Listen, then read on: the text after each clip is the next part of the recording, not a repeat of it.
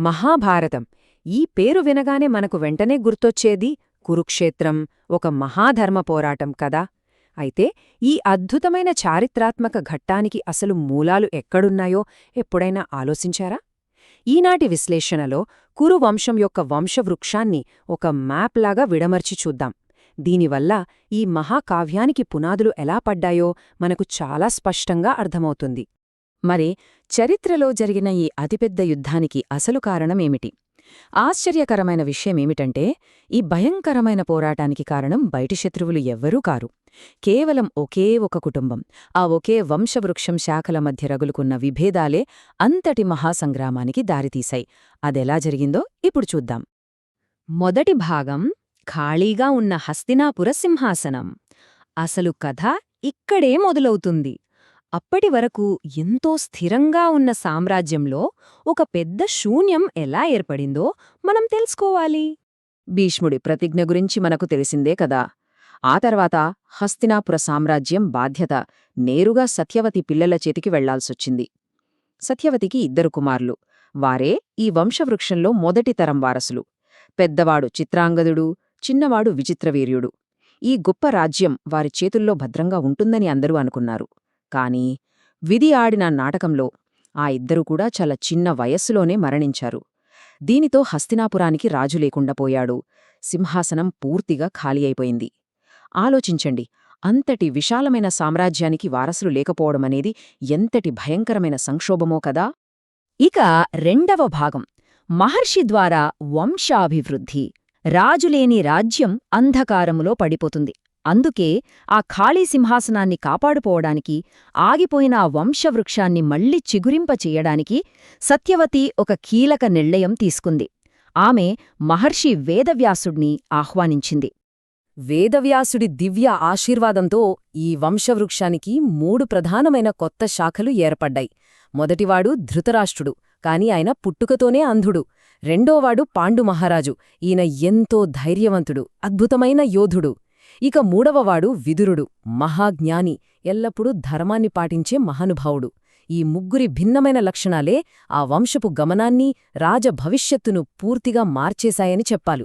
మూడవ భాగం పాండురాజుకు పట్టాభిషేకం. ముగ్గురు సోదరులు ఉన్నప్పటికీ వారసత్వక్రమం అంత సాఫీగా జరగలేదు. వారి శారీరక పరిస్థితుల వల్ల ఒక ఊహించని మార్పు వచ్చింది.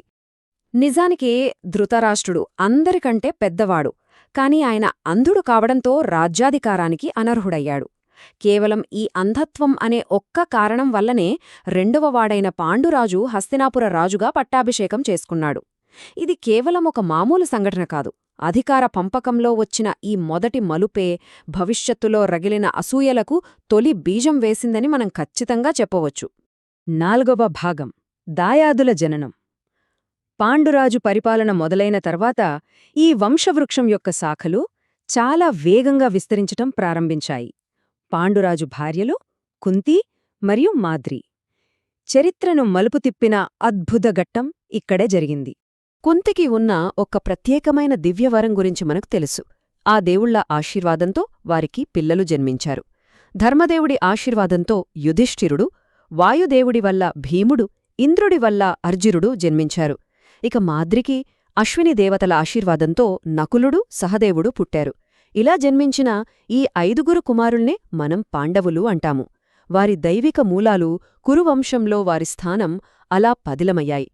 ఇలా ఒకవైపు పాండవుల జననం జరుగుతుంటే, దానికి సరిగ్గా అదే సమయంలో ఈ వంశవృక్షానికి అవతలివైపున ఒక పెద్ద సమాంతర వంశం పురుడు పోసుకుంటోంది. అవును, పాండురాజు అన్నయ్య అయిన ధృతరాష్ట్రుడు, గాంధారి దంపతులకు కూడా సంతానం కలగడం ప్రారంభమైంది. అక్షరాల 100. అవును, ధృతరాష్ట్రుడు గాంధారికి ఏకంగా 100 మంది కుమారులు జన్మించారు. వారినే మనం కౌరవులు అని పిలుస్తాము.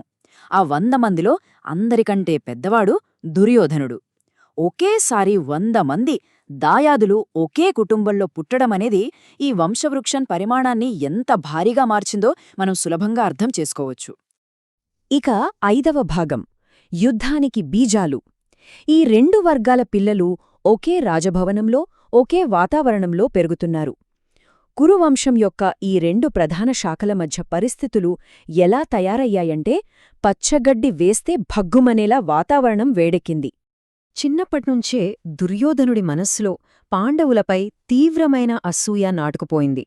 వాళ్లు పాండురాజు పిల్లలు అనే కారణం మాత్రమే కాదు, ముఖ్యంగా భీముడికున్న అపారమైన బలం చూసి దుర్యోధనుడికి ఎక్కడ లేని కోపమొచ్చేది. అలాగే విద్యలో అర్జునుడు చూపుతున్న అద్భుతమైన ప్రతిభ అతనికి ఏమాత్రం మింగుడుపడలేదు. అది మెల్లిమెల్లిగా ద్వేషంగా మారింది. చూస్తుండగానే ఈ చిన్న అసూయ ఈ రెండు సమాంతర శాఖల మధ్య ఒక పెద్ద పగగా, అంతులేని ద్వేషంగా మారిపోయింది. ఈ వంశవృక్షాన్ని, దాని శాఖలను మ్యాప్ చేసిన విధానాన్ని గమనిస్తే మనకొక స్పష్టమైన సత్యం బోధపడుతుంది. ఈ చిన్న చిన్న గొడవలే భవిష్యత్తులో మహాభారత యుద్ధానికి కారణమవుతాయని అప్పటికి బహుశా ఎవ్వరికీ తెలిసి ఉండదు. కేవలం దైవిక జననాలు, పసిప్రాయంలో పుట్టిన చిన్న చిన్న అసూయలు, అధికార పంపకంలో వచ్చిన ఆశించని మార్పులు, ఇవన్నీ కలిసి ఒక మహాసామ్రాజ్యాన్ని ఎలా దహించివేస్తాయో ఈ విశ్లేషణ నిరూపిస్తుంది. ఇంతకీ ఈనాటి సమాజంలో కూడా కేవలం కుటుంబాలలోని చిన్న అసూయలే పెద్దస్థాయి వినాశనాలకు దారితీస్తున్నాయా? ఈ మహాభారత మూలాలు మనకు నేర్పుతున్న పాఠం ఇదేనా? ఒక్కసారి ఆలోచించండి.